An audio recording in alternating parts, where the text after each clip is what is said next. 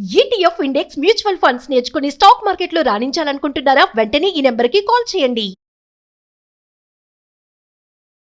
Hi hello నమస్తే, welcome back to Suman TV. Present మనతో పాటు ఉన్నారు 25 ఇయర్స్ నుంచి అమెరికాలో ఉంటున్నటువంటి ఎంఎన్సీ ఎగ్జిక్యూటివ్ వీరభద్ర గారు. మరి ప్రజెంట్ అమెరికాలో ఎలాంటి సిచ్యువేషన్స్ ఉంటున్నాయి, మరి అక్కడికి వెళ్ళిన వాళ్ళే కానీ అక్కడ ఉన్న వాళ్ళే కానీ వెళ్ళాలనుకున్న వాళ్ళు, మరి చాలా న్యూస్ మనం అయితే చూస్తున్నాం. ఎప్పుడైతే ట్రంప్ అధికారంలోకి వచ్చాడో అప్పటి నుంచి ఇప్పటి వరకు ప్రతి క్షణం కూడా కొత్త కొత్త డెసిషన్స్ తీసుకోవడం, వాటిని ఇంప్లిమెంట్ చేయడం, కొన్ని బ్యాన్ చేయడం చాలానే చూస్తున్నాం. మరి ప్రెసెంట్ అక్కడ ఉంటున్నారు కాబట్టి సార్, అక్కడ సిచ్యువేషన్ ఎలా ఉంది, వీటన్నిటిపైన మాట్లాడదాము సార్తో.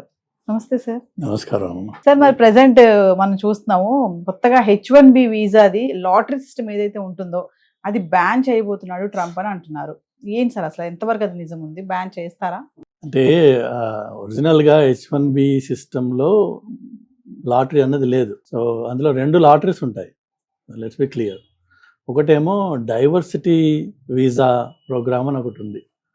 అది ఎప్పుడో 90sలో జార్జ్ H.W. బుష్, అంటే జార్జ్ బుష్ వాళ్ళ ఫాదర్ ప్రెసిడెంట్గా ఉన్నప్పుడు పాస్ చేశారు. ఇండియా లాంటి కంట్రీస్కి అది వర్తించదు.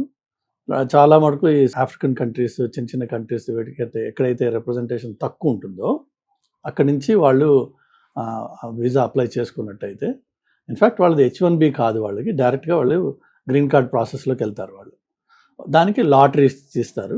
ప్రతి కంట్రీకి కొంత కోటా ఉంది. ఎవ్రీ ఇయర్ ఆ లాటరీ జరుగుతుంది. వాళ్ళు డైరెక్ట్గా లాటరీలో ఎవరైతే పిక్ అవుతారో వాళ్ళు అమెరికాకి గ్రీన్ కార్డ్ తోటి వస్తారు. అది ఒక డైవర్సిటీ లాటరీ, వీసా లాటరీ. ఇంకొకటి వచ్చేసి మనకి H1Bలు హిస్టారిక్గా 65,000 ఇండియాకి కోటా ఉండేది. ఓవరాల్ 200,000 ఎంత ఉంది, బట్ నాకు ఎగ్జాక్ట్గా నెంబర్ తెలియదు. బట్ 65,000 మాత్రం ఇండియాకి, ప్లస్ లోకల్గా స్టూడెంట్స్ ఎవరైతే అమెరికాలో చదువుకున్న వాళ్ళు ఉన్నారో వాళ్ళకి ఇంకొక 20,000 రిజర్వ్ అయ్యారు. సో 85,000 అనుకో. కానీ గత 10 ఏళ్ళుగా, అంటే ట్రంప్ రాకముందు వరకు మార్కెట్ ఎప్పటివరకు అయితే బాగుందో, ఎవ్రీ ఇయర్ అప్లికేషన్స్ ఈ 65,000 లిమిట్ కంటే ఒక్కోసారి 2 రెట్లు 3 రెట్లు కూడా వచ్చిన దాఖలాలు ఉన్నాయి. సో అంటే ఏంటి, 65,000 అవైలబుల్ స్పాట్స్ ఉన్నాయి, బట్ మీకు 160,000 అప్లికేషన్స్ వచ్చాయి.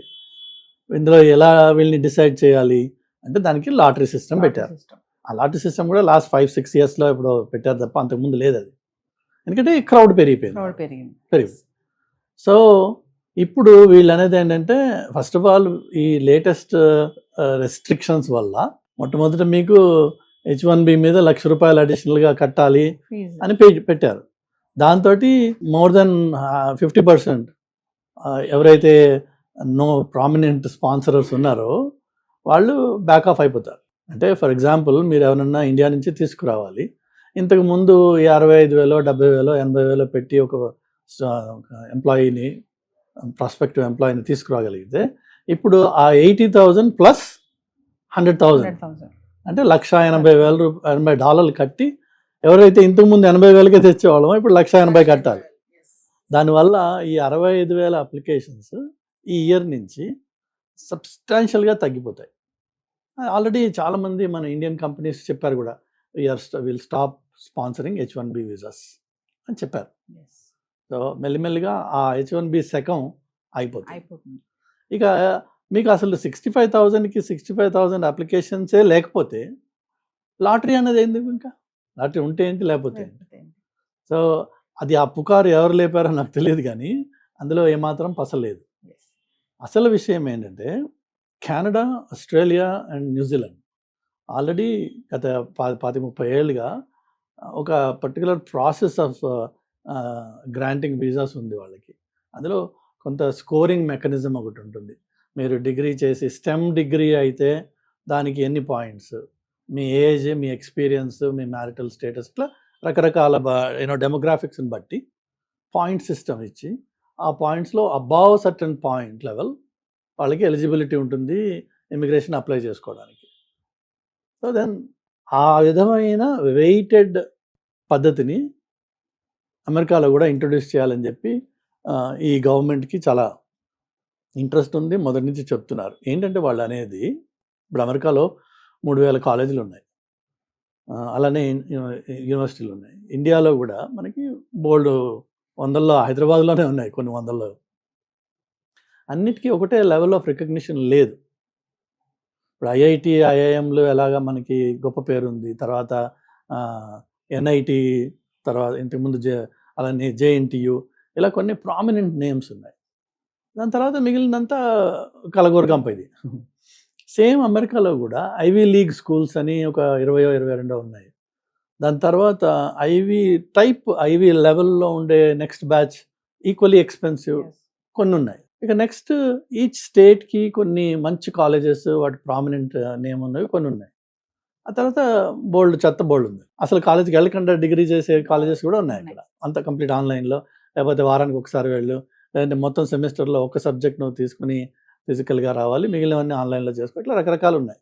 ఈ అన్నిటికీ ఒకటే లెవెల్ ఆఫ్ రికగ్నిషన్ ఎట్లా ఇస్తారు మీరు?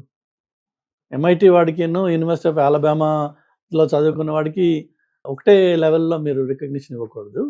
ఈ వెయిటేజ్ ఈ ఎంఐటికి ఎక్కువ ఉండాలి, వీడికి తక్కువ ఉండాలి అనేది ఒక వెయిటేజ్ బేస్డ్ స్కోరింగ్ మెకానిజం. అది కెనడా, ఆస్ట్రేలియా, న్యూజిలాండ్ చేయవు ఆ పని.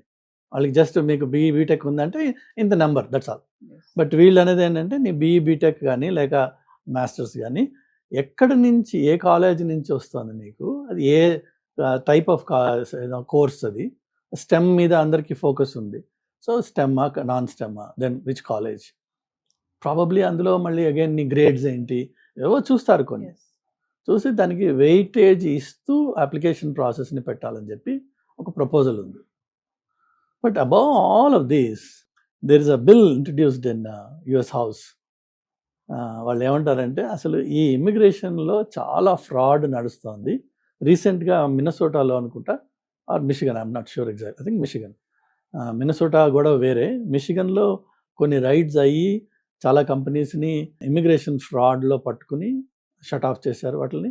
అలానే చాలామంది జైలులో కూడా వెళ్తున్నారు. అది వైడ్ స్ప్రెడ్గా మొత్తం కంట్రీలో ఇది నడుస్తుంది. ఇదంతా గత 15 ఏళ్ళుగా 20 ఏళ్ళుగా నడిచింది అని చెప్పి వాళ్ళు అనేది ఏంటంటే అసలు ఇమ్మిగ్రేషన్ అనే దాన్ని పాజ్ ఇద్దాం, ఈ ఫ్రాడ్, ఈ లూప్ హోల్స్ ఎక్కడెక్కడ ఉన్నాయి వాటిని క్లోజ్ చేసి అప్పుడు మళ్ళీ రీస్టార్ట్ చేద్దాం.